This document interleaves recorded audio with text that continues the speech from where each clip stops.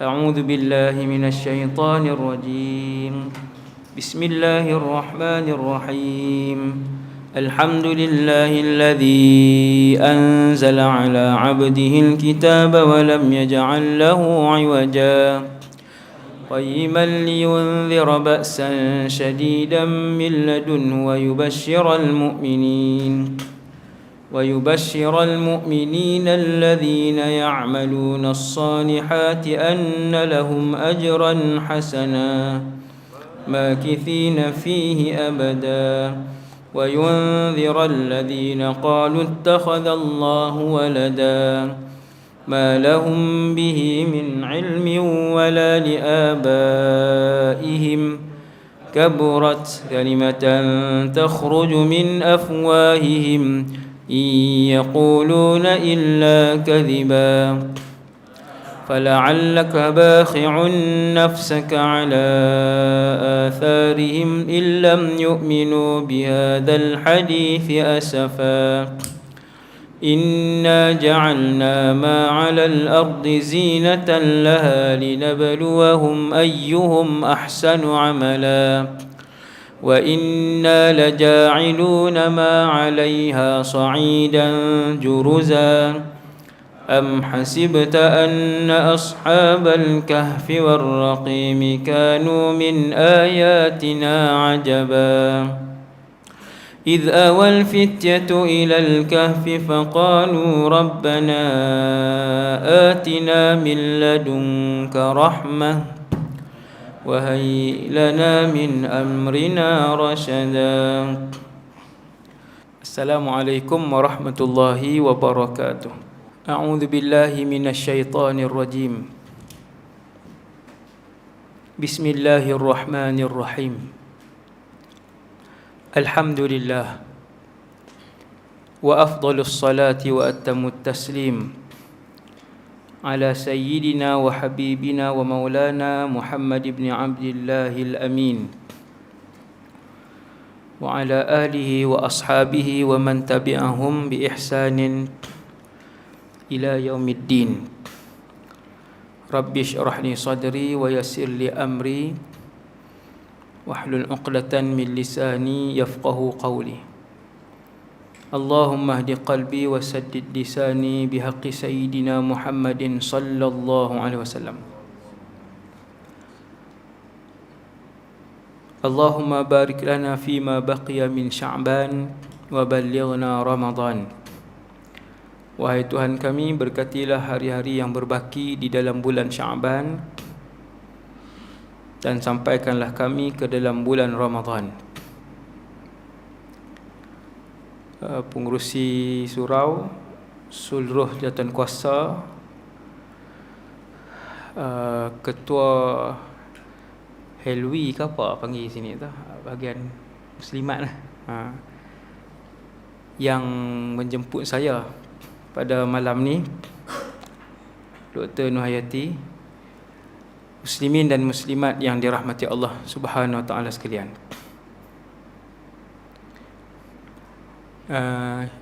Syukur kepada Allah SWT malam ni sampai juga.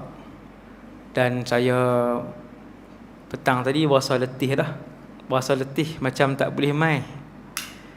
Ni berasa segak berkat doa pun.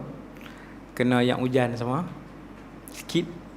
Alhamdulillah, kita duduk dalam majlis ilmu. Semoga Allah SWT menghimpunkan kita semua dalam syurga Firdaus, insya-Allah, satu hari nanti, dan diberikan oleh Allah husnul khatimah dan dikekalkan nikmat iman kepada kita semua. Nikmat iman ni besar. Nombor satu, saya selalu ulang, bila kita ni Islam, walaupun Islam daripada ahli keluarga sebab mak ayah Islam, tapi cuba kita bayang satu benda, iaitu atas dunia hari ni ada 7 bilion orang, yang Islam 2 bilion je. Lagi 5 bilion tidak Islam. Allah tak pilih. Kita dengar bunyi simple, Allah tak pilih. Dia nak faham Allah pilih ke tak pilih ni, cerita dia bila Nabi Muhammad sallallahu alaihi wasallam berdoa siang dan malam untuk satu orang antara yang paling dia sayang dalam hidup dia. Kalau saya sebut macam ni, siapa baca sirah, antara 5 orang yang paling Nabi sayang dalam hidup dia adalah Abu Talib. Sebab Abu Talib pengganti tempat ayah Rasulullah. Dan Nabi nak dia masuk Islam. Hari last dia mati, dia tak Islam. Dan Nabi duduk di sebelah dia, di sebelah Abu Talib, dalam keadaan muka dan jubah Nabi dibasahi dengan air mata. Bukan sedih sebab pak menakan yang menjadi galang ganti sebagai ayah, tapi bukan sedih sebab pak menakan tu mati, tapi sedih sebab pak menakan tu tak masuk Islam. Allah Ta'ala buat turun ayat waktu itu,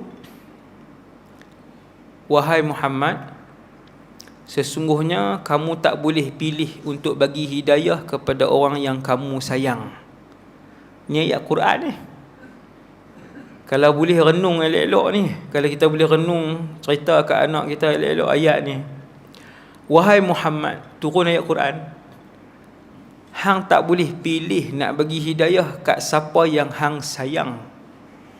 Innaka la tahdi man ahbabta, walakinallaha yahdi man yasha. Akan tetapi Allah, dia memberi hidayah kepada orang yang dia nak. Jalla jalaluh, yang Allah nak. Kita Islam sebab Allah nak, anak-anak kita Islam sebab Allah nak. Alhamdulillah. Tu nikmat nombor 1, hak paling besar sekali untuk anak-anak kita reti tentang betapa besarnya nikmat hidayah ini. Bila dia besar, kena jaga. Jaga ni yang paling saya semua kita takut ialah sampai mati, adakah Allah nak kekalkan nikmat ni sampai kita mati? Sebab tu dia ada doa, Allahumma khtim lana bihusnil khatimah wala takhtim alaina bisu'il khatimah. Ataupun doa yang Allah sendiri ajak untuk kekalkan iman. Punya ajaib. Allah ajak dalam Quran doa macam Allah Ta'ala kata kita ni, minta macam ni. Kalau nak kekal iman, minta macam ni. Kalau nak reti faham dengan bahasa Kedah ni, nak minta kekal iman, doa macam ni. Maka Allah pun ajak dalam Quran, Rabbana la tuzigh qulubana. Semua orang hafal. Saya jamin hak ni hak mai semua kaki kuliah kan, semua hafal doa tu. Rabbana la tuzigh qulubana, bukan la tuzigh no. Orang Kedah baca la tuzigh. La tuzigh qulubana ba'da idh hadaitana wa hab lana min ladunka rahmatan innaka antal wahhab. Wahai Tuhan kami, Allah ajak macam mana nak doa supaya aku tak tarik nikmat Islam hak aku bagi ni. Tu pun tak baca juga. No? Wahai Tuhan kami, jangan kau palingkan hati kami. La tuzigh qulubana ba'da idh hadaitana. Wahai Tuhan kami, jangan palingkan hati kami selepas engkau memberi hidayah kepada kami. Ni malam ni semua dapat hidayah dari Islam. Ba'da idh hadaitana wa hab lana min ladunka rahmatan innaka antal wahhab. Dan kurniakanlah kepada kami rahmat dari sisimu. Kita hidup ni dengan rahmat Allah. Manusia boleh makan dengan rahmat Allah. Manusia boleh masuk syurga dengan rahmat Allah. Manusia boleh sembuh dari penyakit dengan rahmat Allah. Turun hujan dengan rahmat Allah. Masuk syurga dengan rahmat Allah. Nabi kata, aku sekalipun bukan masuk syurga dengan amalan aku. Illa an yataghammadani Allahu birahmah. Kecualilah kalau Allah kesian kat aku, rahmah. Besar, rahmat sangat besar. Sebab tu dalam Quran ada beratus kali doa rahmat. Doa Rabbirhamhuma, wahai Tuhan rahmati mereka berdua, ibu dan ayah. Wahai Allah, rahmatilah kami. Wahai Tuhan kami, jadikan kami di kalangan orang yang dirahmati oleh-Mu. Itu rahmat. Nikmat hidayah tadi ni lah. Itu nombor satu, poin nombor satu. Kita pun saat ni, tak lama, sekejap saja malam ni. Kemudian nombor dua. Yang kedua, muslimin, ibu-ibu dan ayah-ayah sekalian, nak Ramadan, saya berapa kali ceramah Ramadan, saya ulang tajuk ni je lah. Siapa suruh panggil kan, tajuk yang sama. Saya bukan dan baca apa sekeping selai sebaris pun tak dan ulang kaji apa tadi. Tetamu baru balik pukul 7. Saya keluar rumah subuh, subuh, tetamu balik 7 petang tak sat. Tu pun saya yang minta diri, bukan dia minta diri. Saya kata minta diri dulu lah. Kalau saya sembang lagi, tak main kan. Jadi saya tak ada apa tuan-tuan, takat mana yang ada, takat mana yang ada. Nombor dua, nak main bulan puasa. Cemui lah dengar pasal puasa ni. Selalu lah dengar macam-macam, tak buat pun. Dengar pasal Quran lah, pasal apa. Tadarus duduk 12 orang itu. AJK ramai pada hak tadarus lagi, bilangan AJK. Bukan masjid sini lah, tempat mana. Subhanallah. Sunnah macam-macam, tak tahu. Bulan puasa tak payah cerita, semua orang tahu. Bangun sahur, buka puasa awal, baca doa apa, tarawih, baca Quran. Tapi tak semua hak Allah pilih untuk buat. Subhanallah. Tuan-tuan tahu nikmat apa tu? Yang tu nama dia nikmat hidayah. Nikmat hidayah. Dalam alam ni, hak paling reti semua benda ibadat ni, nama dia Iblis. Hai, kuih sesat nampak ni. Betul ke?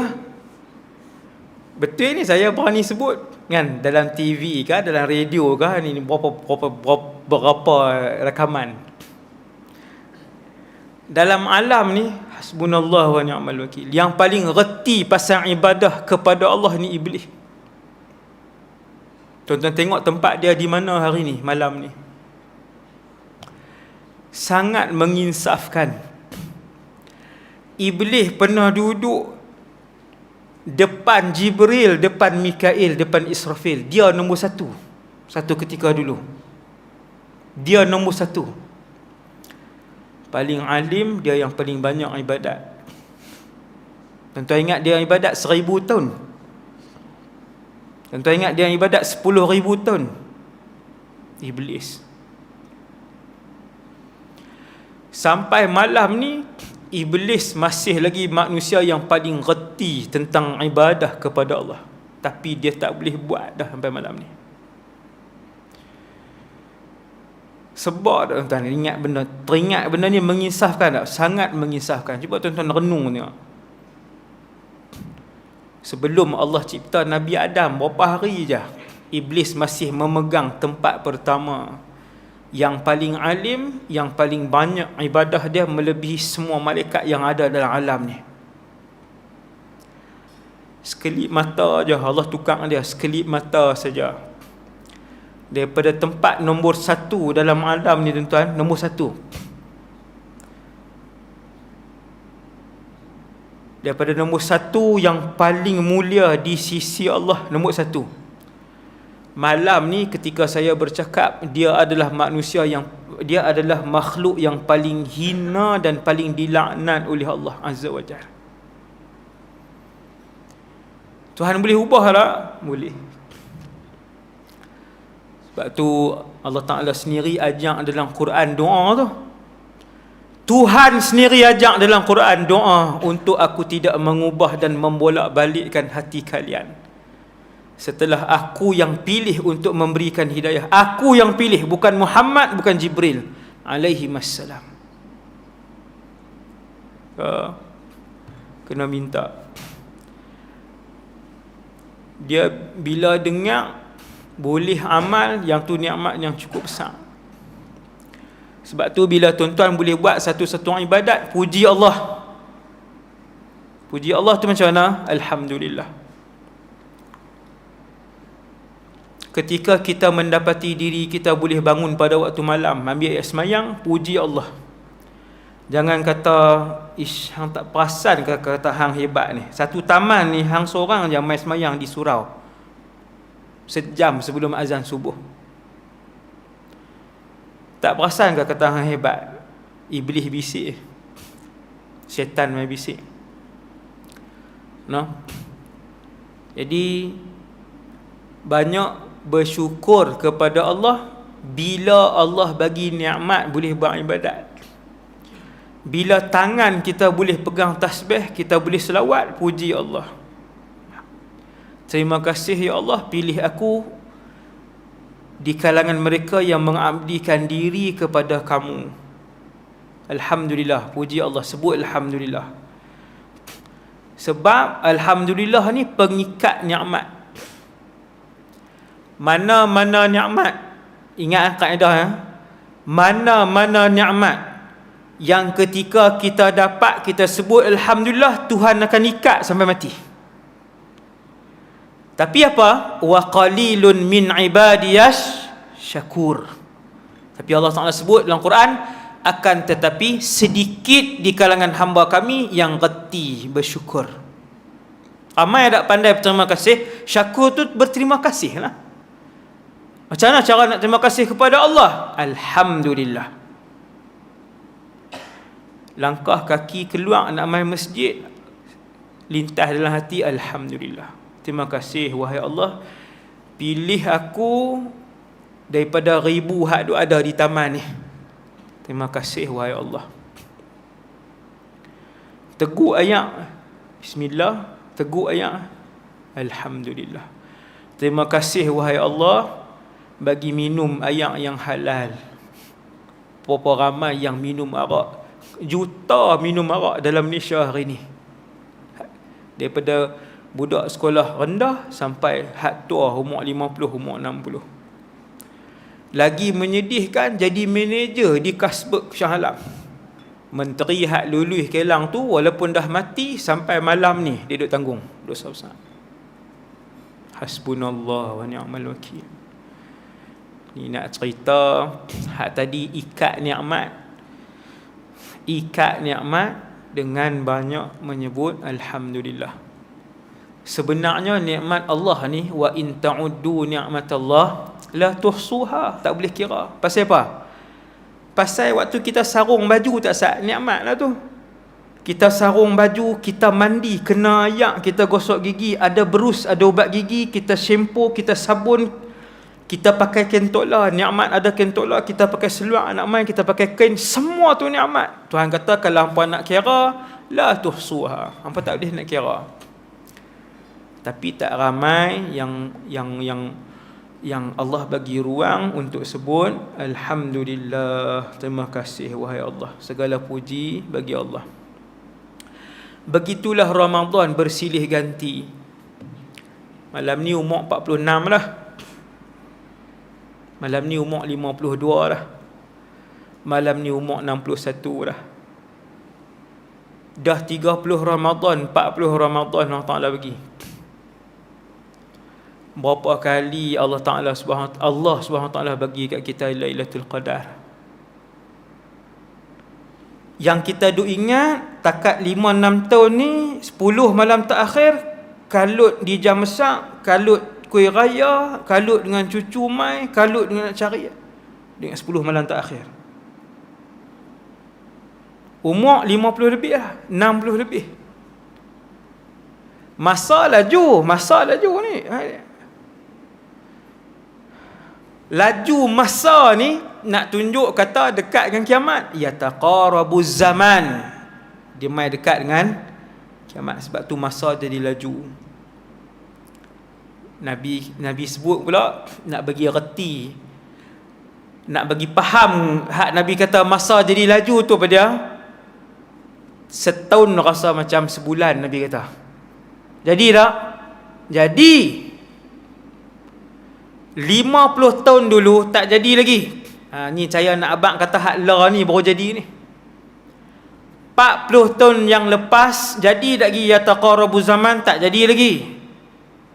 Mak-mak kita masak guna kayu api, pi cari, pi potong 50-60 tahun yang lalu.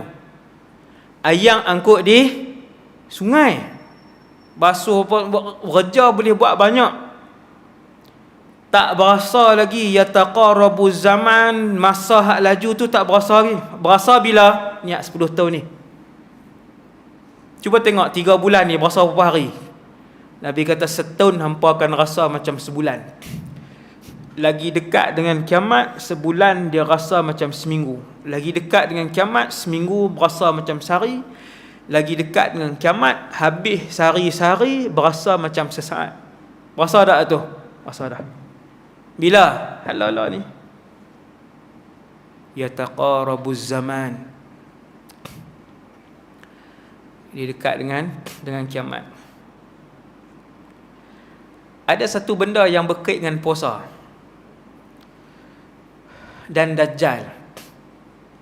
Puasa dan Dajjal. Ada kena-mengena. Tuan-tuan, subhanallah. Bila habis tanda kecil, kemuncak dia. Kemuncak tanda kecil ni Imam Mahdi. La ni, kalau saya suruh tuan-tuan buka la ni dalam Google, tanda kecil kiamat, lepas tu tuan-tuan sebut kat saya hak mana hak tak jadi lagi.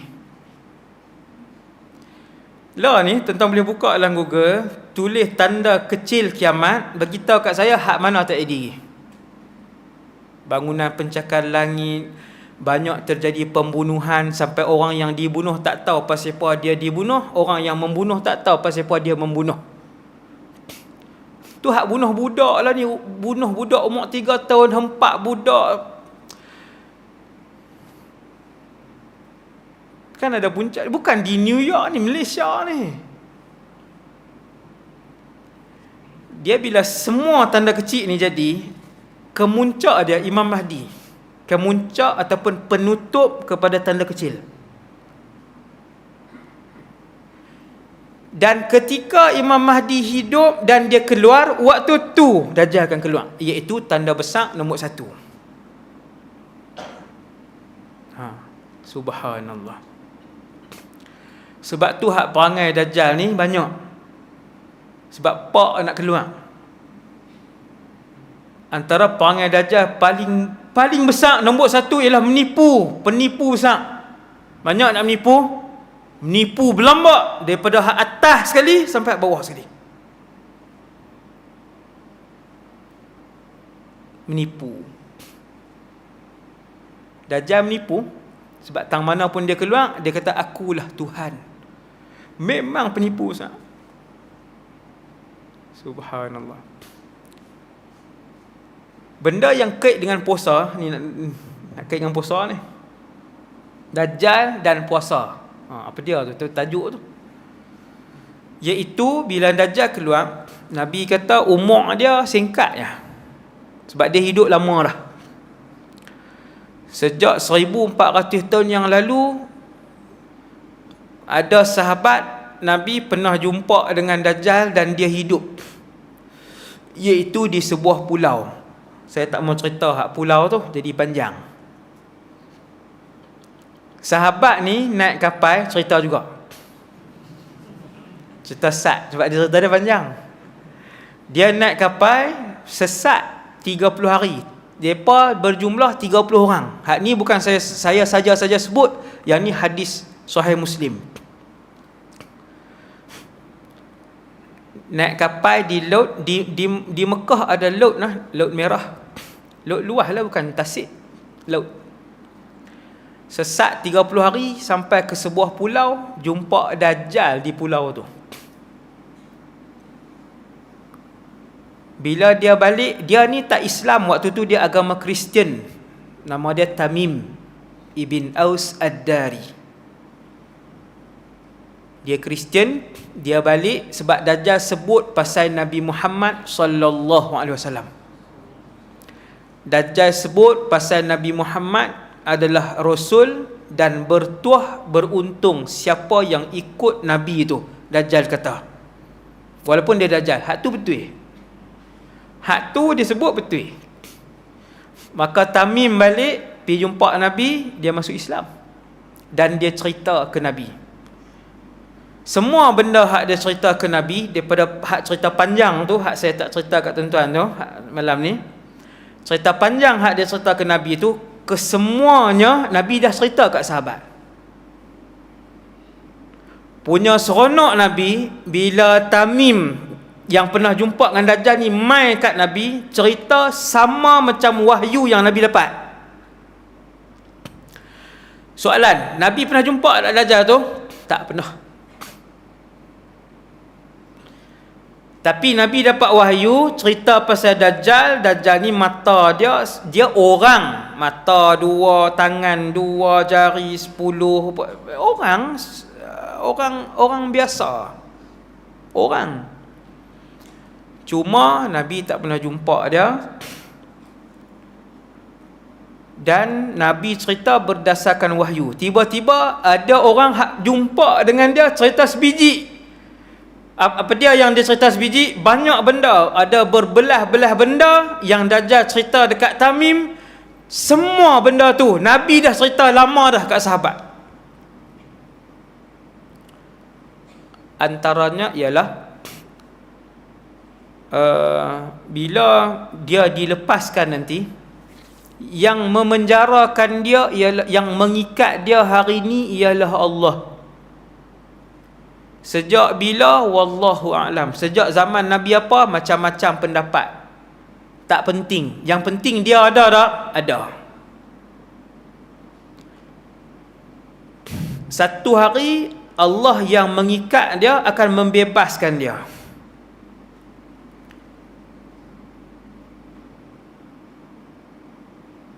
Bila dia bebas nanti, umur dia, yang ni best. Sebab apa? Umur dia singkat. Dia itu, umur dia 40 hari. Lega. 40 hari bukan nak dan pusing. Kan? 40 hari tak dan nak pusing. Nak pusing apa? Tak dan nak pusing dunia. Kita selamat ni, duduk Taman Jaya. Takkan dia nak dan sampai. Okay. Nabi pun kata, dia ni nak kait dengan Ramadan ni. Nabi kata, umur dia 40 hari. Kemudian dia akan mati dibunuh oleh Isa AS. Tak nampak Encik Fazli, baru nampak. Lupa tak saat ni, alu-alu kan dia, staff kami. Okey, kemudian 40 hari. Waktu Tamim jumpa dia dalam gua tu, dia kata tak ada negeri, tak ada bandar kecuali aku sampai. Ni nak bagi tuan-tuan rasa tak seronok balik. Tak sah rasa seronok dah. 40 hari saya pun seronok. 40 hari bukan dah pusing. Tambah naik kuda. Pakai habis kot Mekah Madinah lah. Kan, Mekah pergi Yaman, patah balik habis 40 hari. Tapi dengar Asad, nanti Asad. Dia 40 hari. Lepas tu dia akan mati dibunuh oleh Isa AS. Tiba-tiba Nabi kata, hari pertama dia keluar tu, dia dilepaskan, dia pun keluar. panjang hari pertama tu setahun. Pula dah. Kuih jauh dan pusing kuih jauh.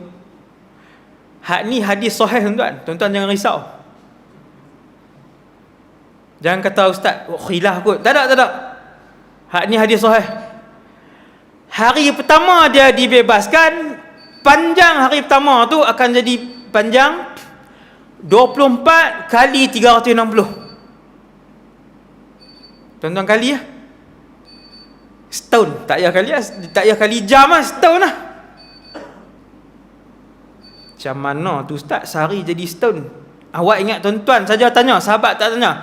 Sahabat pun tanya. Sahabat tanya, ya Rasulullah, waktu hari pertama dia main tu 8,000 jam setahun. 8,000 jam. Siang separuh, malam separuh. Kami boleh semayang 5 waktu, cukupkah wahai Rasulullah? Ni sahabat tanya ni. Hadis sahih. Ya Rasulullah, apakah cukup kami solat 5 waktu? Hari pertama hak panjang tu? Nabi kata tak. Nabi kata uqduru lahu qadra. Saya tak mau cerita lah pasal semayang, saya panjang. Masa nak habis dah. Kalau jam ni 5 minit lagi zakat.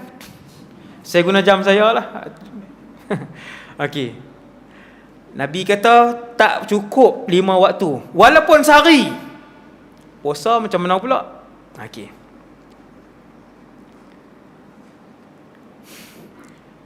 Hari pertama dia keluar, dia dibebaskan. Nabi kata hari pertama tu akan jadi panjang. Tak boleh nak fikir 8,000 jam. Jadi tak boleh nak masuk akal dah. Nabi kata hari kedua korang sikit. Allah yang cipta bumi ni, Allah yang akan bagi jadi panjang siang dan malam tu, jadi setahun. Hari kedua Allah Ta'ala bagi pendek sikit, alhamdulillah jadi sebulan. Hari ketiga Dajjal keluar jadi seminggu. Maksudnya macam ni, hari ketiga tu panjang dia 24 kali 7. Hari keempat macam biasa, Nabi kata. Macam biasa kalau orang hari ni jawab apa dia? 24 jam lah. Hari keempat Dajjal keluar, baru jadi 24 jam. Semua sekali tuan-tuan, campur hak 360 hari, campur 30, campur 7, campur 36, jadi lebih kurang 400 hari. Maksudnya lagi jauh dia boleh pi. Tambah pula Nabi pi sebut tambah ke tu lagi. Sahabat tanya, ya Rasulullah, macam mana dia nak dan pusing? Nabi kata sur'atuhu kal ghaith istadbarat hurrihu. Seperti awan yang ditolak oleh angin kencang. Angin ni 200 km sejam kah? Tuan-tuan tengok dalam YouTube, dia main taufan di luar negara. Kereta 5-6 biji duduk di atas, daripada duduk di bawah duduk di atas. Daripada sini dia bawa 3 km pergi mana tu. Kereta angin. Pokoknya patah. Tu dia angin berapa ribu kilometer tu. Nabi tak sebut jet. Nabi kata seperti awan yang ditolak oleh angin kencang. Tu pergerakan dia. Maksudnya sampai tak Sungai Petani? Sampai ya. Sebab tu dia boleh sebut ma min qaryatin.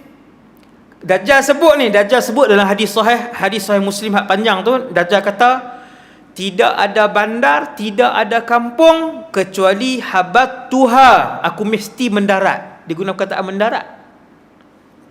Saya tak tahu, saya tak berani sebut. Saya tak sebut Boeing berapa ke, saya takkan sebut itu. Kita tak tahu apa hakikat dia. Kemudian kata Nabi, 3 tahun sebelum Dajjal keluar, Allah sekat 1/3 hujan, 1/3 hasil tanaman bumi. Kedah saja ke? 1 dunia.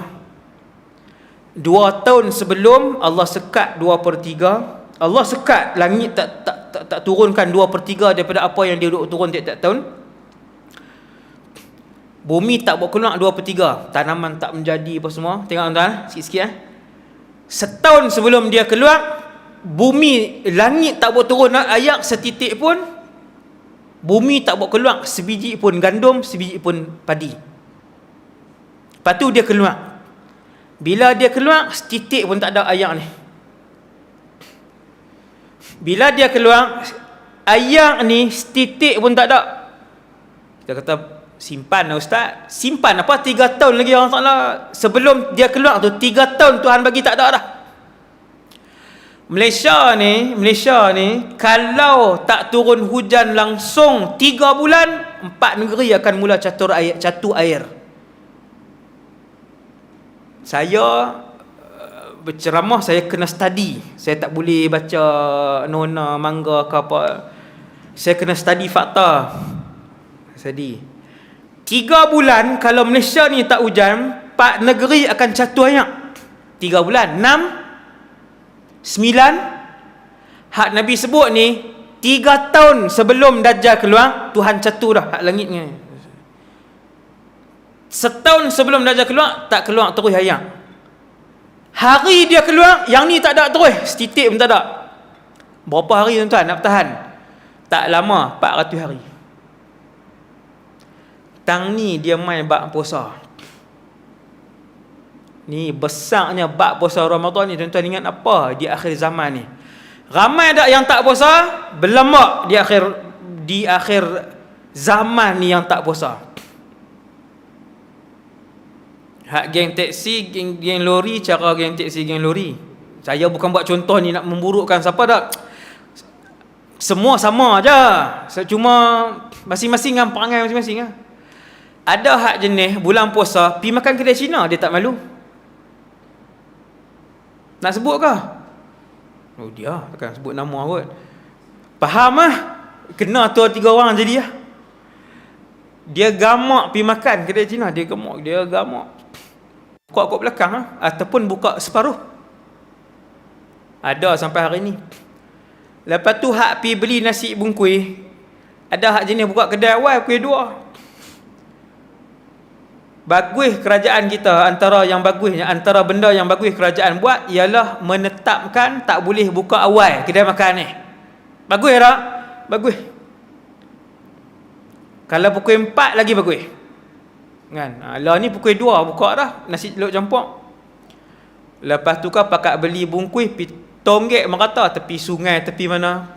Ni bukan cerita hak tingkatan 4. Hak ni hak tingkatan 46. Tingkatan 52, tingkatan teruk-teruk ni. Saya tengok dengan mata saya. Bila Ramadan, saya suka pergi baca Quran tentang ayat-ayat terjun ni. Belah-belah tupah apa semua tu kan. Saya pergi tang tu, tepi bawah pokok ayat apa semua kan, sambil kaki tak tu. Duduklah tang tu baca Quran. Ya, dia mai buka nasi. Buka baru tengok. Tapi angkat tangan juga. Nasi duduk di tangan. Saya pun perhati je. 50 lebih. Kita tengok muka kita reti. Dia muka 30-an tak sama, muka 40-an tak sama, muka 50-an tambah 60-an lagi tak sama. Dia tonggek je, tak ada duduk dah. Dia tonggek je atas tu, buka kalau tengok. Buka dah. Pergi ke belakang sikit je lah. Takkan nak makan tang tu. Dah satu line dengan saya. Satu line tu, duduk belakang sikit, makan juga. Ramai tak puasa. Yang lebih menyedihkan di sekolah. Ada satu sekolah menengah panggil saya ceramah. Dulu saya kerap. Lebih 100 buah sekolah saya pergi. Dulu sebelum zaman sibuk. Lah ni sibuk dengan sekolah. Dah ni buka sekolah, dulu mengajar tak fikir apa dah. Kemudian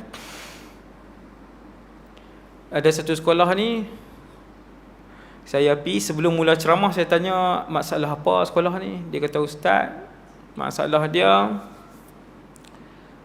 pelajar kami ramai 1000 lebih.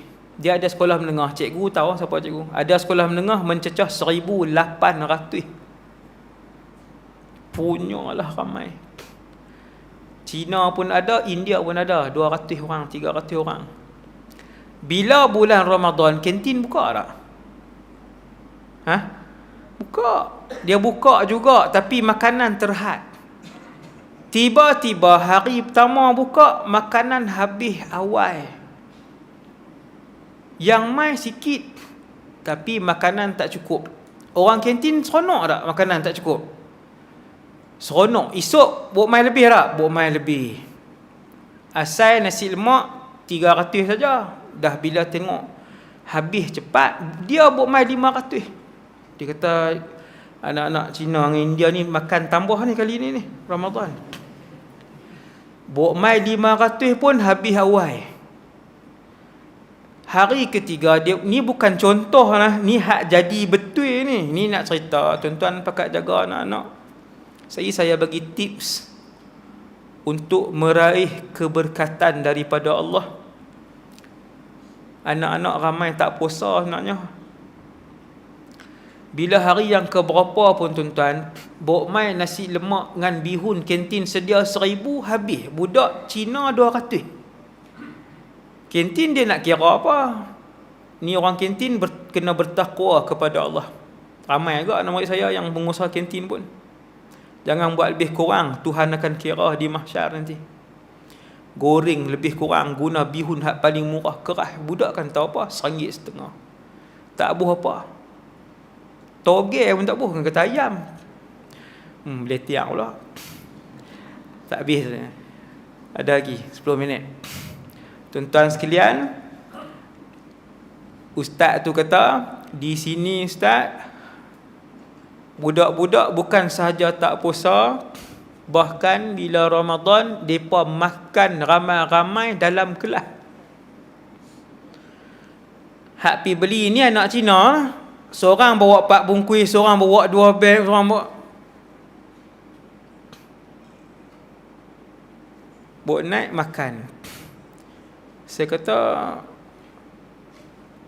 pengawas tiap-tiap kelas ada, turut tulis nama. Dia kata ustaz, pengawas tak ada, tak makan dalam kelas.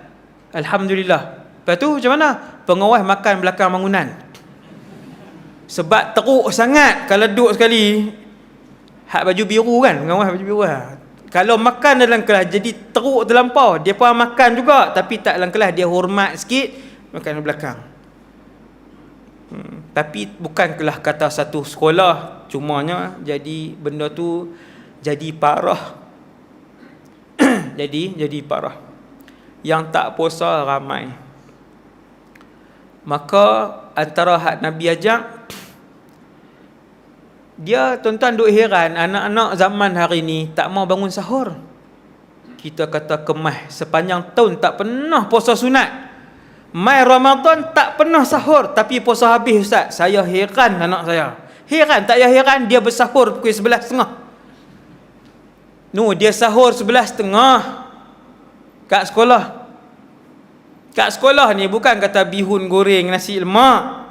Rokok pun boleh hisap. Rokok boleh hisap. Cikgu tak larat dah.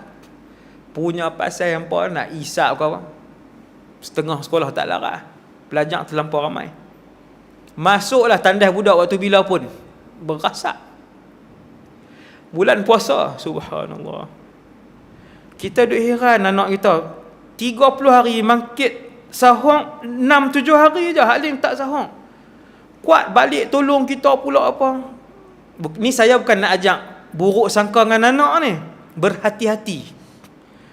Laki saja ke ustaz, sama. Akhir zaman ni laki perempuan sama naik. Jangan kata anak laki saja lah. Kondom hari ni jumpa bukan dalam beg orang laki, jumpa dalam beg pelajar perempuan. Hari ni punya kondom. Hari ni punya kondom. Tak mahu cerita tu, bab tu panjang. Jadi tuan-tuan, Nabi ajak tuan-tuan buat satu sunnah ni, iaitu sunnah bersahur. Pelik Nabi sebut macam ni, tasahharu fa inna fis suhuri barakah. Nabi kata bersahurlah. Bila mangkit, gerak anak-anak untuk bangun sahur. Kita kecil-kecil dulu sampai hari ni, saya ingat betapa mak ayah zaman dulu walaupun mengaji tak banyak, tapi bila mai Ramadan, dia akan buat makanan yang anak dia lalu untuk bersahur. Apa dia? Paling budak lalu. Apa dia? Nasi goreng. Hak tu lah dia buat. Dan saya pernah waktu kecil buka-buka mata duduk depan nasi lah. Saya pun tak tahu bila. Bukan tak tahu bila, pak angkat. Ayah tu angkat. Subhanallah. Alhamdulillah, berkat rajin orang tua-tua dulu, berkat amalan sahur hak Nabi ajak, Nabi kata sesungguhnya pada waktu itu dan perbuatan bersahur itu ada keberkatan. Tak sama mak ayah hari ni. Mak ayah hari ni bukan dia tak gerak anak-anak, dia pun tak bangkit sahur. Kena lagi 5-6 orang ambil pi. Siapa suruh panggil? Ni saya tak kata siapa, saya tak kenal seorang dua. Subhanallah. Mak ayah tak bangkit. Betapa jauhnya daripada sunnah. Lepas tu duk heran, keluarga tak barakah, keluarga tak rahmat, berantakan tiap-tiap hari, duit tak pernah cukup, makan siang malam makan pun duk berkelahi, tak barakah juga. Jadi bersahur, Nabi kata fa inna fis suhuri barakah, pada bersahur itu barakah. Kalau anak tak lalu pun mancuh ayak hak dia lalu. Budak dulu apa dia ayak yang paling dia suka? Milo. Milo bos susu tin tu. Allah, tu yang kena kencing manis. Tapi hak tu paling sedap. Milo tu dah manis dah, jahat dah. Milo tu bos susu tin tu pula kan. Tapi dia punya lemak, dia punya sedap. Mak ayah mancuh hak tu, minum kita habis cawan. Cawan masak habis. Tapi puasa anak-anak dulu daripada umur 7 tahun puasa.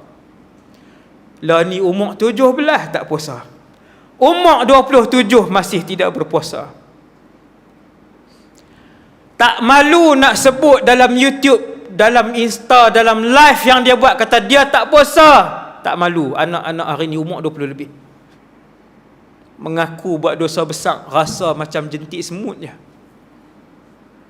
Punya jauh daripada rahman Allah. Dan betapa hidup dia dikelilingi oleh laknat dan kemurkaan Allah. Sebut ni, muka penuh selamba. Saya tengok dengan mata saya, dan saya dengar dengan telinga saya. Dia kata, budak tu kalau saya sebut nama tuan-tuan tahu, umur 20-an, dia kata saya tak puasa. Memang saya sebut kat you all, saya tak puasa. Sebab apa saya tak puasa? Sebab saya tak solat. Subhanallah. Dia bukan melawak, dia cerita betul. Dia kata betul, saya tak puasa. Dia kata betul. Hasbunallah wa ni'mal wakil. Hak Dajjal tak sah, penutup. Lagi 3 minit.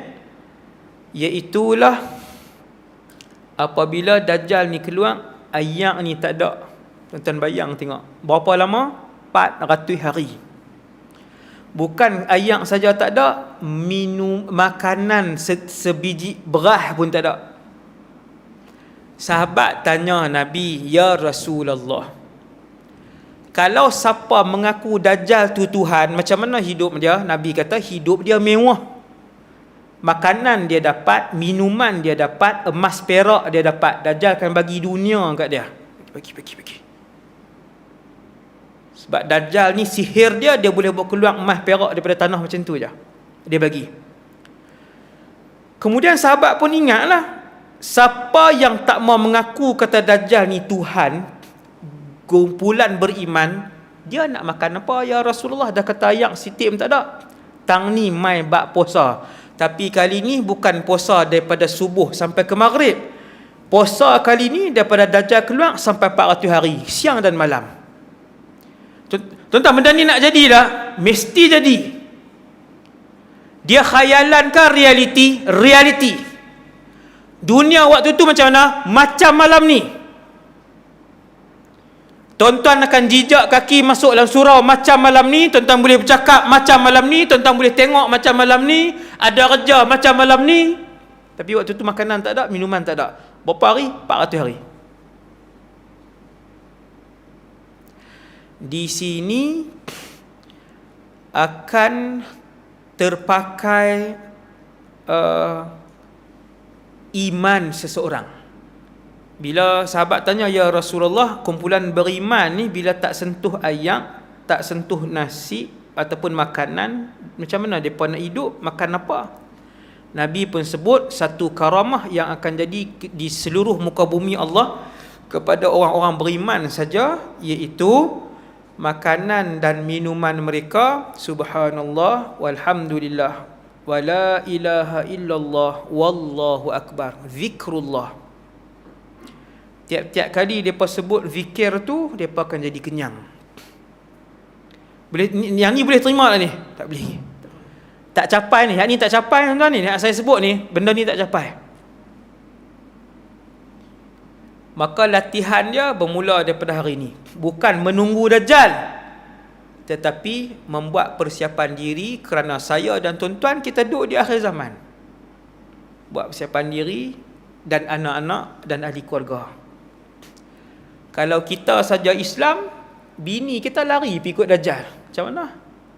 Anak-anak kita berlari-lari mengejar Dajjal untuk mengaku kata dia Tuhan, sebab Dajjal duk bahagi emas. Maka kena latih. Kalau puasa Ramadan pun anak kita tak puasa, tuan-tuan bayang tengok ketika Dajjal keluar, dengan siapa dia ikut? Iman dia kah ataupun Dajjal itu? Wal'iyadzubillah. Saya rasa takat tu saja untuk malam ni. Qulu qawli hadha astaghfirullahal azim li wa lakum. Semoga apa yang saya sampaikan pada malam ni mendapat pengajaran untuk saya dan kita semua, dan kita semua diampunkan oleh Allah Subhanahu Wa Taala. Dan semoga Ramadan kali ini kita semua sempat. Banyak kali dah Ramadan kita pun sempat. Jangan lupa untuk berdoa kepada Allah supaya